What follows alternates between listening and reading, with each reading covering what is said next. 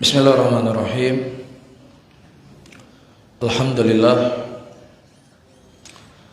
Alhamdulillahi hamdan katsiran thayyiban mubarakan fih, mubarakan alaih, kama yuhibbu rabbuna wa yarda. Wa usalli wa usallim ala nabiyyina al-karim Muhammadin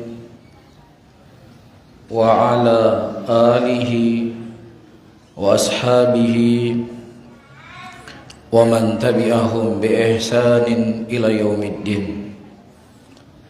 Saudara-saudaraku, kaum muslimin dan kaum muslimat rahimani wa rahimakumullah, di antara nikmat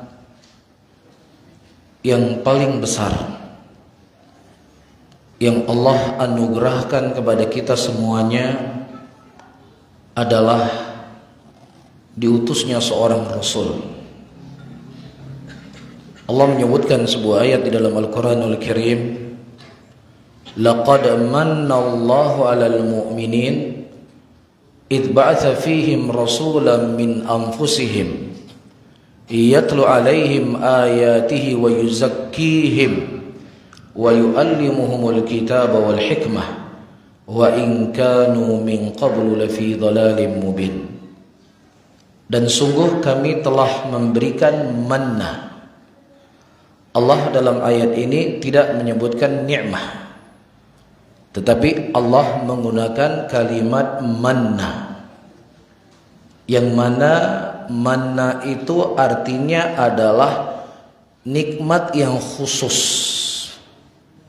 Ya, jadi manna, saya ulangi, adalah sebuah kenikmatan yang khusus yang diberikan oleh Allah Subhanahu wa taala kepada kita semuanya. Apa tugasnya Rasul tersebut? Tugas Rasul tersebut adalah mengajarkan kepada kita Alkitab, mengajarkan kepada kita hikmah, dan menyelamatkan kita dari kegelapan, dari kesesatan, ya, kepada cahaya, kepada kehidupan yang baik. Makanya kalau kita melihat sejarah hasil didikan Nabi Muhammad SAW, bukan hanya seseorang itu ya mengetahui, oh Islam adalah agama yang paling benar, oh sunnah Rasulullah SAW bisa mengantarkan kita ke dalam surga. Akan tetapi didikan Nabi SAW itu sangat berefek dalam hidup mereka. Karena ilmu, yang namanya ilmu itu bukan sesuatu yang dihafal saja. Yang namanya ilmu itu bukan sesuatu yang tertulis. Yang namanya ilmu itu bukan sesuatu yang terdengar. Tetapi ilmu yang dituntut seseorang menjadikan dia ya terbebaskan dari segala kukungan-kukungan yang itu ya justru memenjarakan dia dalam kesyirikan dan kekufuran. Hanya kalau kita melihat seperti saya sebutkan tadi, Rasulullah SAW ketika beliau mengajarkan muslimin pada waktu itu, beliau mengajarkan sesuatu perkara yang inti. Beliau mengajarkan kepada mereka sesuatu perkara yang usul. Bukan hanya diajarkan mereka sesuatu yang sifatnya sampingan-sampingan. Saya sebutkan beberapa contoh. Ada seorang pemuda yang berasal dari negeri Yaman yang bernama Tufail ibnu Amr ad-Dawsi. Dia pergi ke Mekah. Pada waktu itu tidak ada niat sama sekali untuk masuk Islam. Tidak ada niat sama sekali untuk mengenal siapa itu Muhammad. Ya, kemudian disebut oleh orang-orang musyrikin Quraisy, dijamu dengan jamuan yang Masya Allah. Kemudian setelah mereka menjamu Tufail bin Amr ad-Dawsi ini, mulailah mereka bercerita, wahai Tufail, hati-hati engkau dengan laki-laki yang bernama Muhammad ini. Dia telah membuat keributan di tengah-tengah masyarakat Mekah. Iya, dia telah memisahkan antara ibu dengan anak. Dia telah menghancurkan persaudaraan antara satu dengan yang lainnya. Yang kemudian singkat cerita, Tufail bin Amr ad-Dawsi radhiyallahu ta'ala anhu, beliau ingin menutup telinganya agar jangan sampai mendengar sesuatu apapun dari Muhammad sallallahu alaihi wasallam. Singkat cerita, dia melihat dari kejauhan Nabi kita Muhammad sallallahu alaihi wasallam yang kemudian justru dia tertarik mendekat, ya, akhirnya dia mendengar sesuatu yang keluar dari mulut Nabi sallallahu alaihi wasallam dari bacaan Al-Qur'annya beliau, yang kemudian beliau bertanya, "Apa sebenarnya yang kau ajarkan ya Muhammad? Karena kau mendengar sesuatu yang jelek tentang dirimu." Kemudian Nabi menjelaskan tentang Islam demikian. Kemudian beliau masuk Islam. Syahidnya, para hadirin dan hadirat, pada waktu itu beliau tidak lama belajar dengan Nabi. Hanya beberapa saat beliau belajar dengan Rasulullah sallallahu alaihi wasallam. Kemudian beliau kembali ke kampung halamannya. Diajak bapaknya masuk Islam. Diajak ibunya masuk Islam. Diajak istrinya masuk Islam, kemudian dia masuk Islam. Setelah istrinya masuk Islam, dia berkata kepada istrinya, "Wahai istriku, pergilah engkau mandi di sebuah tempat yang bernama Dhi Syarrah." Jadi keyakinan orang-orang Yaman pada waktu itu, ini tempat keramat. Gak boleh mandi situ, pantang. Kalau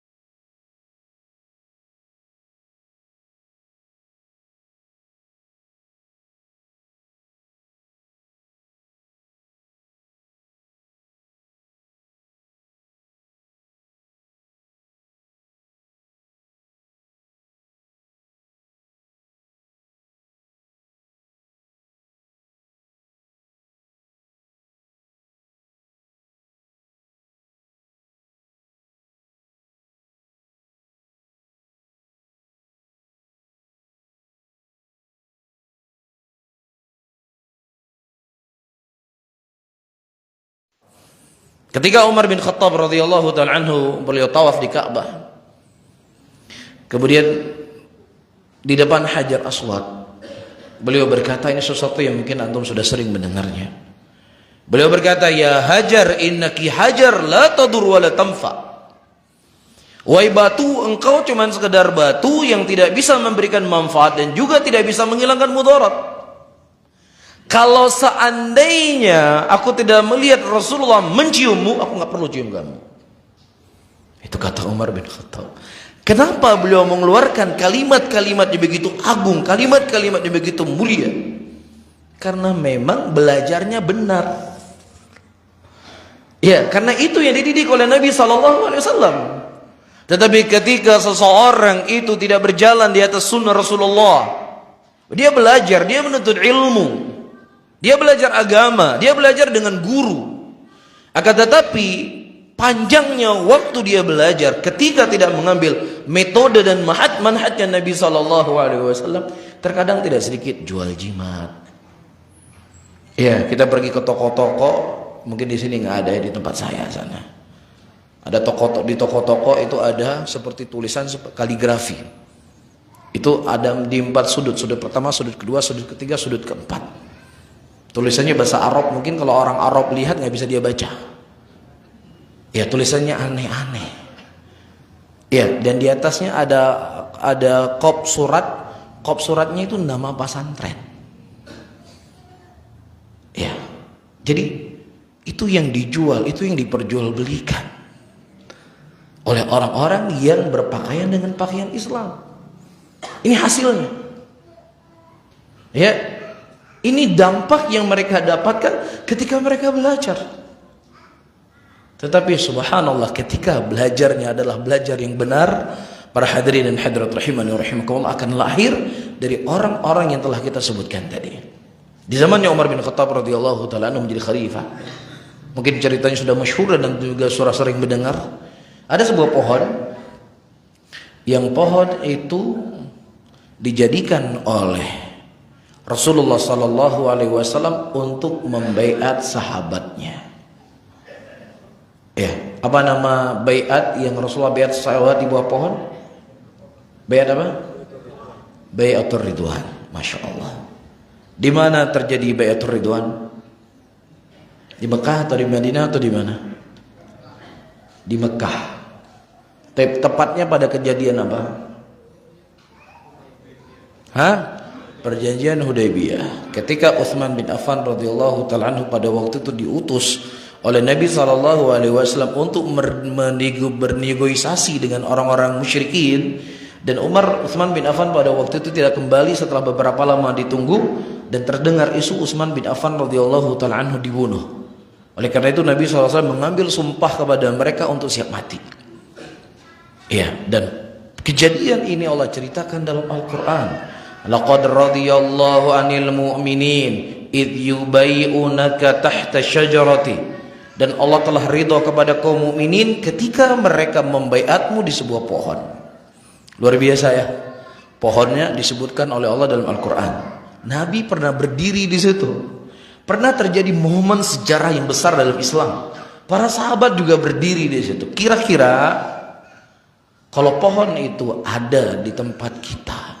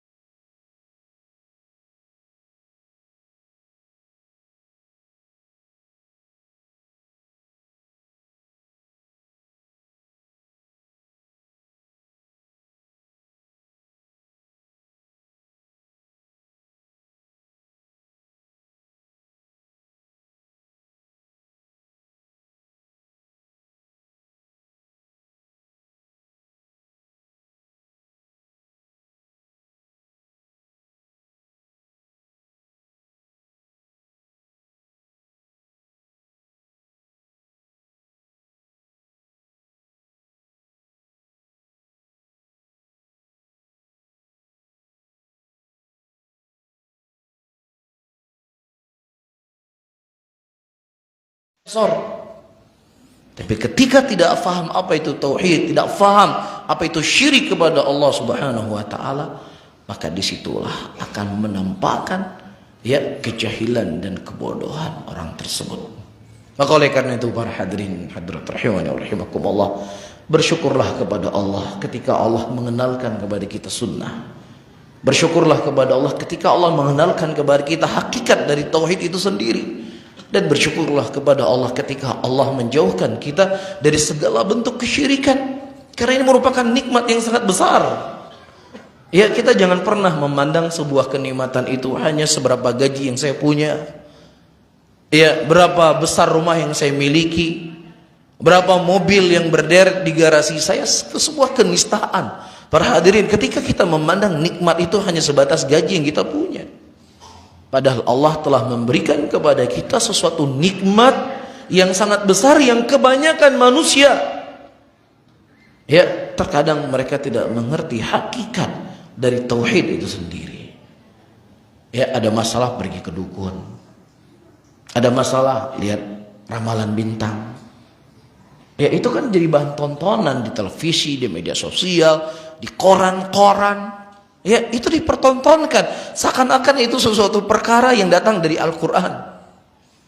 Begitulah kondisi umat ketika mereka jauh dari tauhid kepada Allah Subhanahu wa taala. Oleh karena itu, para hadirin dan hadirat rahimani wa rahimakumullah, saking agungnya perkara ini, saking besarnya perkara ini, kita tidak akan pernah mendapatkan dari kalangan para ulama kita yang mereka berselisih tentang pokok agama.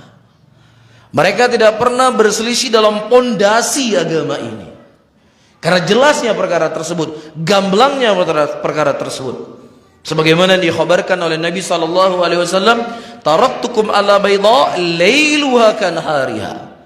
Aku tinggalkan kalian di atas cahaya yang sangat terang menerang, yang mana malamnya itu bagaikan siangnya. Tetapi kenapa terkadang bagi sebagian orang sesuatu yang telah jelas, sesuatu yang telah terang dari Nabi Muhammad SAW, terlebih dari pokok-pokok agama, para hadirin, terkadang ya ada tujuan-tujuan tertentu yang ingin dia dapatkan. Bukan tidak jelasnya perkara agama, bukan tidak gamblangnya ya warisan yang diwariskan oleh Nabi SAW, tetapi hawa nafsu yang ada dalam hatinya, itulah yang menghalangi manusia dari kebenaran itu sendiri. Saya sebutkan contoh. Ketika orang-orang Syiah Rafidhah, mereka meyakini bahwasanya Ali bin Abi Thalib adalah Ahlul Bait. Bahkan tidak hanya mereka meyakini Ali sebagai Ahlul Bait, nah kita juga yakin Ali sebagai Ahlul Bait. Tapi mereka meyakini Ali itu sebagai Tuhan. Sebagaimana disebutkan dalam kitab-kitab para ulama kita. Ketika seorang laki-laki yang bernama Abdullah bin Saba, ya dia mengambil satu pokok poin dari agama ini, yaitu cinta kepada Ahlul Bait, kemudian kecintaan mereka kepada Ahlul Bait tersebut ya dijadikan sebagai jembatan untuk menipu umat Islam. Ya, wailah sebenarnya mereka tidak mencintai Ahlul Baitnya Rasulullah sallallahu alaihi wasallam. Kalau mereka mencintai Ahlul Baitnya Rasulullah sallallahu alaihi wasallam, pasti mereka akan memuliakan Ali sebagaimana ya yang diajarkan oleh Nabi kita Muhammad sallallahu alaihi wasallam. Dan Ali sendiri yang berkata humur rijal wa laysu birrijal. Mereka itu laki-laki yang seakan-akan menolong saya, tapi sebenarnya mereka bukan penolong saya, kata Ali bin Abi Thalib radhiyallahu ta'ala anhu. Tapi syahid yang ingin saya sampaikan para hadirin, ketika mereka mengaku Ali sebagai Tuhan, Ali mengatakan aku bukan Tuhan kalian Allahu Rabbul Alamin. Dan juga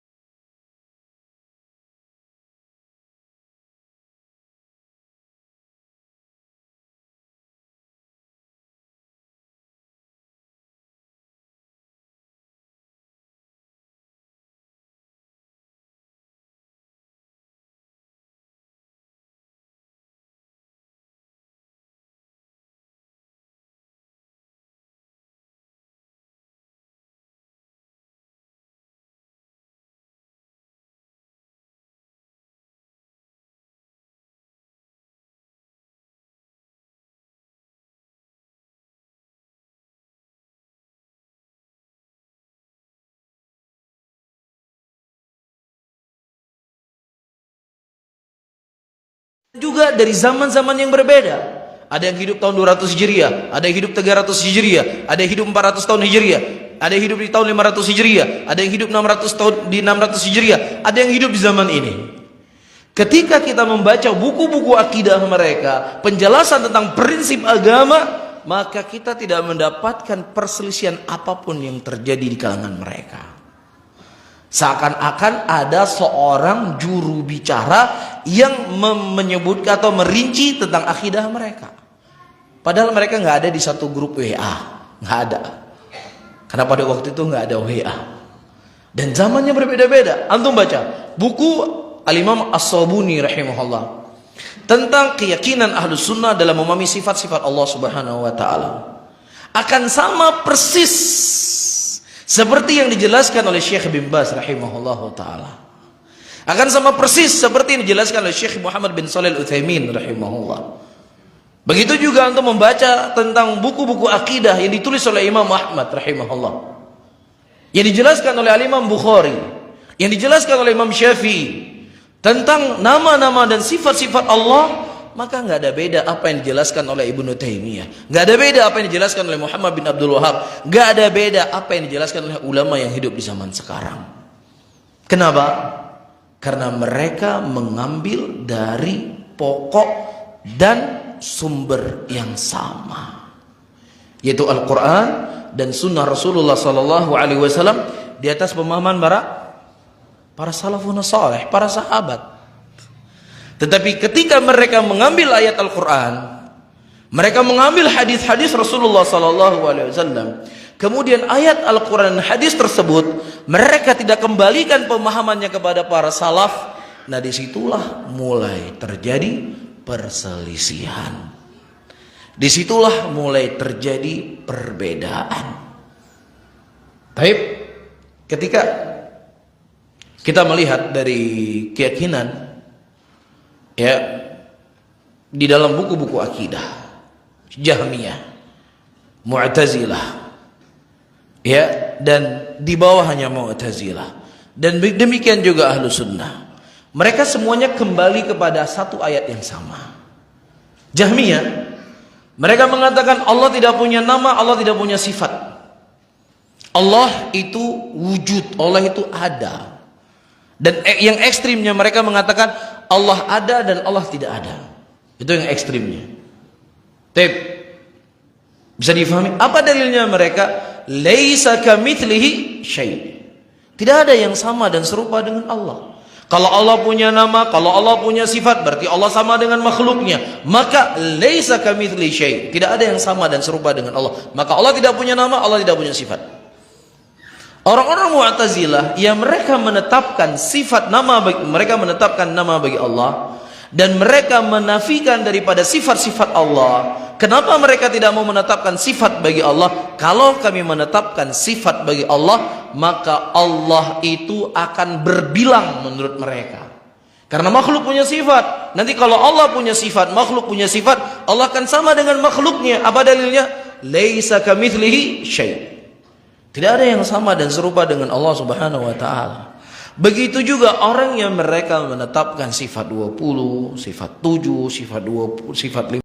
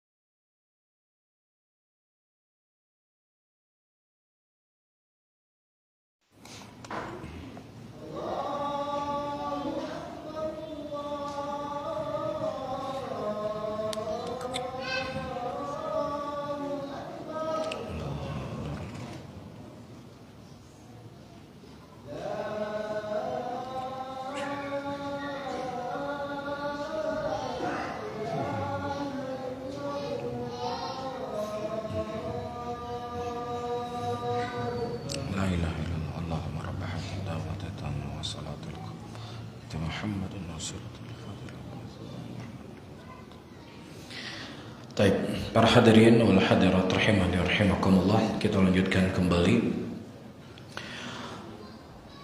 apa yang ada di benak Umar bin Khattab radhiyallahu taala anhu pada waktu itu dijawab oleh Abdullah bin Abbas radhiyallahu taala anhu. Kenapa umat ini bisa berpecah? Kenapa umat ini beraneka ragam pemikiran mereka dalam keadaan yang menjadi sumber mereka adalah satu? Kata Abdullah bin Abbas radhiyallahu taala anhu, qara'na al-Qur'an.